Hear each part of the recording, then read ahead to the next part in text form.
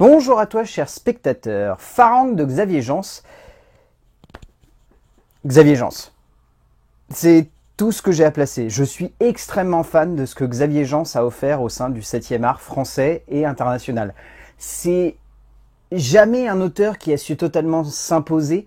C'est un cinéaste qui parfois a tâtonné avec son Hitman par exemple, mais c'est un auteur qui vraiment, je trouve, a une identité particulière. Et c'est surtout un de ces rares auteurs qui, au sein de la production audiovisuelle française de genre, n'a pas cédé à la facilité de changer complètement de catégorie, comme c'est un petit peu malheureusement le cas de Fred Cavaillé, et heureusement Jean-François Richer est en train de revenir sur une autre pente. Mais Xavier Jeance, c'est un de ces mecs qu'on aime suivre, qui commet des films un peu bizarres comme Budapest, mais ça reste un auteur qui propose des choses, et donc j'avais très envie de voir son nouveau projet. Le résumé pour faire simple, Sam vient tout juste de sortir de prison après y avoir passé de trop nombreuses années.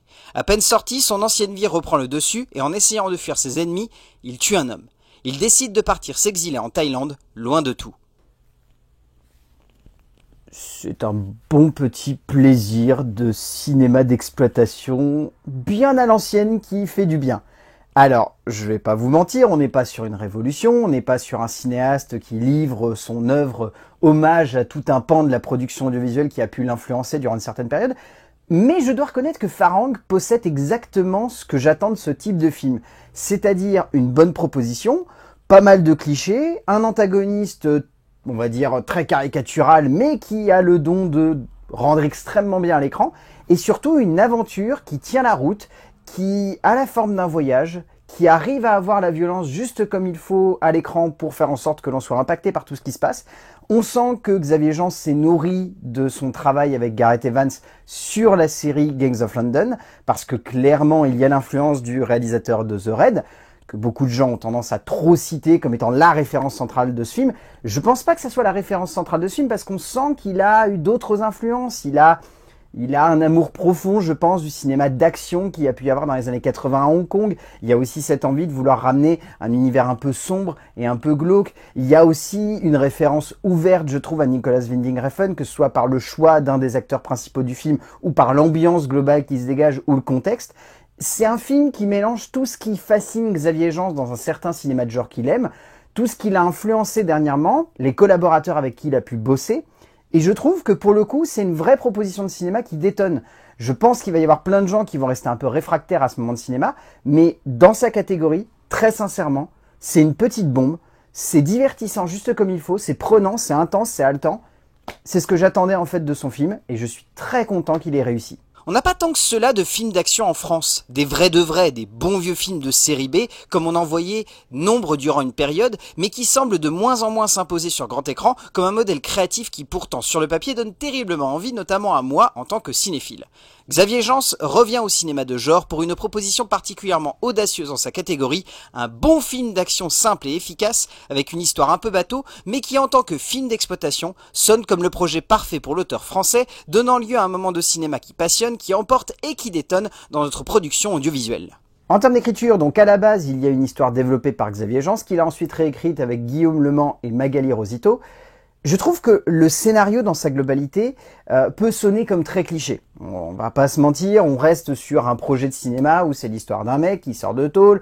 En sortant de tôle, il va avoir des emmerdes. Les emmerdes vont le conduire à se barrer de son pays. Et on se doute que rapidement, il va se démerder pour avoir d'autres emmerdes dans le pays où il va se barrer. Et qu'ainsi de suite, ça va amener à une juxtaposition d'événements qui vont l'obliger à vouloir se venger, à vouloir obtenir quelque chose des personnes qui l'ont torturé ou qui l'ont victimisé, et ainsi de suite.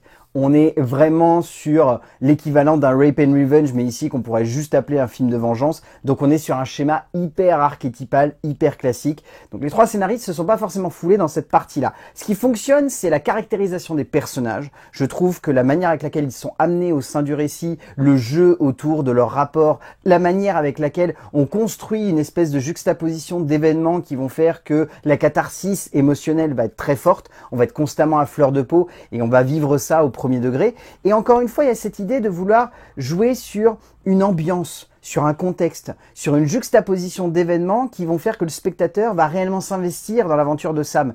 Et ça peut sembler anecdotique, mais je trouve que dans ce type de cinéma, si on réussit à faire en sorte que la structure dramatique évolue en fonction du point de vue du héros et donc du coup est une sorte d'émotion à fleur de peau constamment au fur et à mesure que le récit progresse et s'enfonce dans une espèce de noirceur qui va vraiment prendre aux tripes, et ben ça veut dire qu'on a réussi en fait le pari qu'on voulait mettre en place au sein de son écriture. On a réussi à construire quelque chose qui ait une cohérence non seulement par rapport à la proposition, mais aussi en tant juste que scénario. Même si derrière, on voit la base de la structure, on comprend à peu près les retournements de situation et les événements qui vont avoir lieu devant nous, pour autant on a quand même envie de suivre ça. Jean Slement et Rossito vont dans une direction narrative assez classique, choisissant de nous emporter dans un déchaînement de violence et d'injustice entourant notre héros pour donner lieu avant tout à une forme de mise en perspective d'un purgatoire de violence dans lequel le personnage choisit de se plonger seul.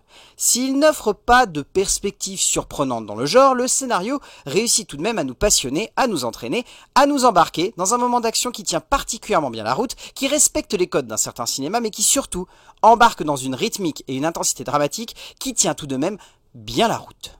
En termes de mise en scène, Xavier Jeance nous propose réellement... Alors, j'ai pas forcément envie d'appeler ça uniquement un film d'action, parce que c'est trop appuyé en fait sur la campagne promotionnelle. C'est avant tout un thriller, mais un bon thriller, dans le genre vraiment avec une bonne ambiance, avec une bonne structure, avec une bonne manière de faire évoluer le récit, de le construire, de le juxtaposer encore une fois avec une série d'événements. C'est ça en fait qui fait la force de la mise en scène de Xavier Jeance. Après, en termes de pur style, ça se sent que son travail sur la série de Gareth Evans a été extrêmement lucratif en fait pour son cinéma. Il y a vraiment un apprentissage qui s'est fait au sein de cette série qui lui permet aujourd'hui d'avoir un recul et de vouloir en tout cas proposer quelque chose d'un peu différent. Et au sein du cinéma français, dans les salles en tout cas, il n'y a pas tant que ça de propositions dans ce genre-là. Je veux dire, prenez dernièrement les films d'action français qu'on a eu.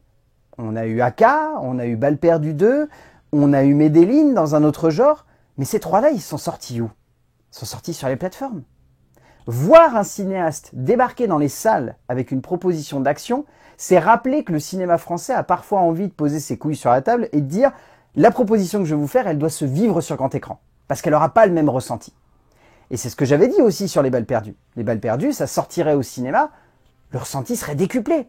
On serait pas loin de qualifier ces films de sommet du divertissement à la française et de dire « certes c'est simple, mais c'est d'une efficacité à toute épreuve ». Jean, c'est un auteur qui a bien retenu sa leçon sur la production de Gangs of London. Et clairement ici, quand il s'agit de construire ses scènes d'action, il laisse de la place à la chorégraphie, à l'enchaînement des combats et à la puissance visuelle et esthétique d'une violence qui va extrêmement loin.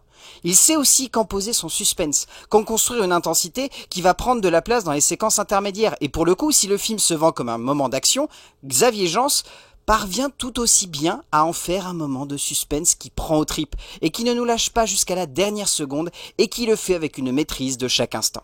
En termes de casting, celui-ci est vraiment bon. Bon, déjà, Vitaya Pansingarm, qui est donc l'acteur que l'on voyait également dans Only God Forgives de Wes Craven, qui est donc l'une des références du long métrage, est vraiment excellent. Laurie Nounet dans le rôle de Mia, je l'ai trouvé parfaite. Olivier Gourmet. Olivier Gourmet est fantastique en méchant. Et s'il pouvait jouer dans un James Bond, il pourrait faire un méchant. Pourquoi Mathieu Amalric quand on a Olivier Gourmet? Honnêtement, il est vraiment extraordinaire ici, je trouve. Il a vraiment la gueule de l'emploi. Saadjak Boundanakit est vraiment aussi très très bon. Je trouve dans la grande majorité que le casting s'en sort extrêmement bien. Les acteurs sont bons, ils amènent une vraie intensité au récit, ils amènent une vraie puissance. Et ça se ressent notamment dans l'acteur principal, qui me surprend à chaque rôle qu'il interprète. C'est hallucinant, mais ce mec est multifacette à un stade.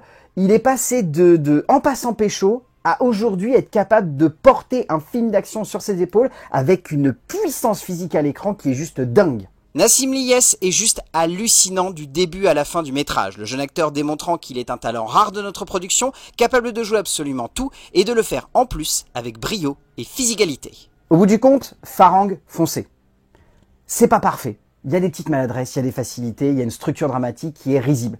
Mais c'est une putain de proposition de cinéma de genre à la française. C'est un bon actionneur, un thriller qui se tient, qui emmène des personnages dans la bonne direction. C'est un acteur, Nassim Liès, extraordinaire du début à la fin, qui est imposant physiquement.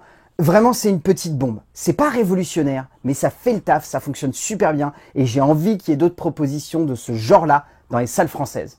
Donc Farang de Xavier Jeance, si vous avez l'occasion de le voir en salle et de soutenir ce type de cinéma de genre, allez-y, c'est une bombe, c'est une tuerie ce film. A plus.